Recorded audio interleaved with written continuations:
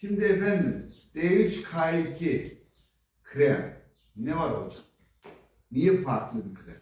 Hem eklem romatizmasında hem eklem kireçlenmesinde hem eklem sıvı kaybında kullanabiliyoruz. Bu çok önemli bir şey. Oraya iğne vurdurup 2 ay sonra eski hale getirmiyoruz. Biz yavaş yavaş tedavi ediyoruz. Vücudun kemiklerin üretimi sağlamasını, yağlanmasını sağlayacak bir tedavi yöntemi uyguluyoruz. Ve bunun için özel bir çalışma yaptık. Biz bu üzerine 2 yıl çalışan ürün sonucunda biz D vitaminini kuyruk yağına izole ediyoruz. İçerisinde diğer etken molekülleri ve ekstraları katıyoruz. Karışım halinde size sunuyoruz. D3K krem herhangi bir kuyruk yağı ile karşılaştırmak çok doğru değil. Çünkü onunla yalnızca kuyruk yağını vazelin vaksla çözüp krem olarak uyguluyor. Bu aynı tedavi yapmaz, ağrıyı kesmez, sonuç alamazsınız.